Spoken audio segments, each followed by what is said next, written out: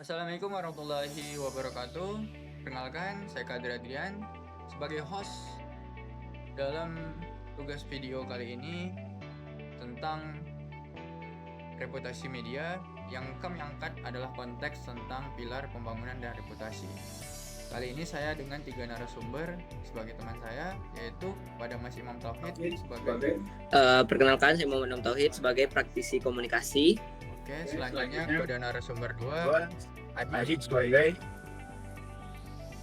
Halo, saya Adi Soleh. Saya sebagai akademisi pembangunan. Oke, selanjutnya kepada narasumber 3, Mas Rahul sebagai Halo, saya Rahul Irvianda sebagai ahli komunikasi dan reputasi. Oke, baik. Terima kasih kepada 3 narasumber. Saya mulai. Assalamualaikum warahmatullahi wabarakatuh.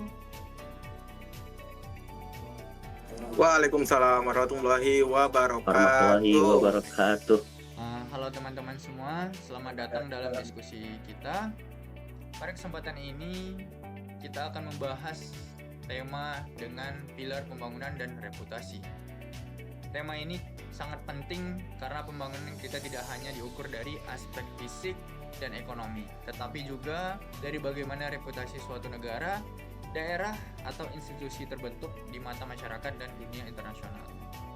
Dalam diskusi ini, kami menghadirkan 3 narasumber dengan latar belakang yang berbeda agar pembahasan menjadi lebih menyeluruh. Untuk membuka diskusi yang pertama, saya persilahkan narasumber 1 untuk menjelaskan pilar pembangunan secara umum dan mudah dipahami untuk masyarakat luas. Kepada narasumber pertama, yaitu akademisi pembangunan, saya persilahkan.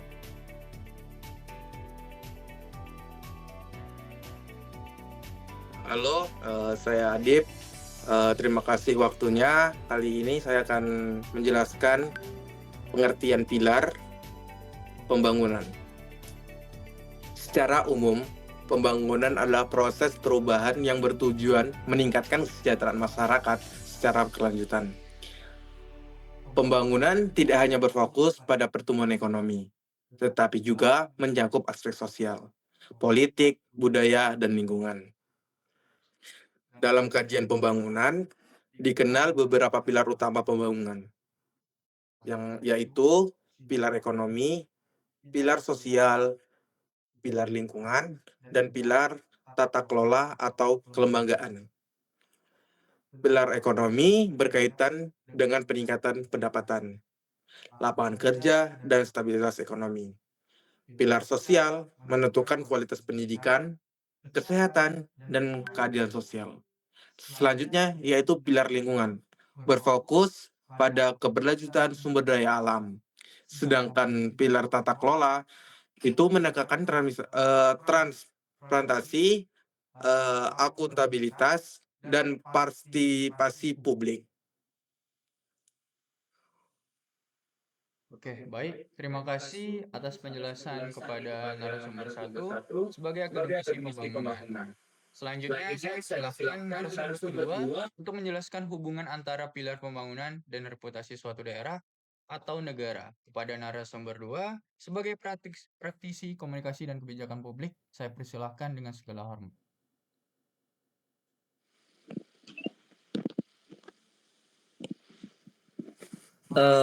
Baik, terima kasih kepada Mas Kodri. Pilar pembangunan dan reputasi. Nah, reputasi merupakan persepsi publik terhadap kinerja, kredibilitas, dan kepercayaan suatu negara, pemerintah, atau institusi. Maka reputasi yang baik tidak terbentuk secara instan, tetapi merupakan hasil dari pembangunan yang konsisten dan berkelanjutan.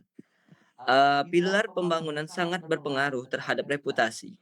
Misalnya, keberhasilan pembangunan ekonomi dapat meningkatkan kepercayaan investor, sementara pembangunan sosial yang baik akan meningkatkan citra kesejahteraan masyarakat.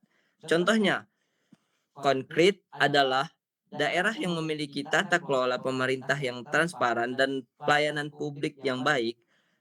Daerah tersebut biasanya memiliki reputasi positif di mata masyarakat. dan pihak eksternal.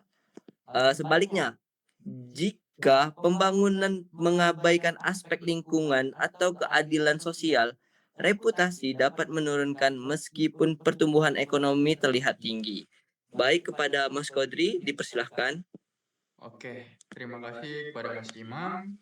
Untuk pembahasan tadi cukup menarik ya, karena kita membahas tentang manajemen atau tata kelola pemerintahan yang transparan dapat memberikan aspek positif untuk kedepannya, untuk negara, dan bisa kita terapkan di kehidupan kita sehari-hari.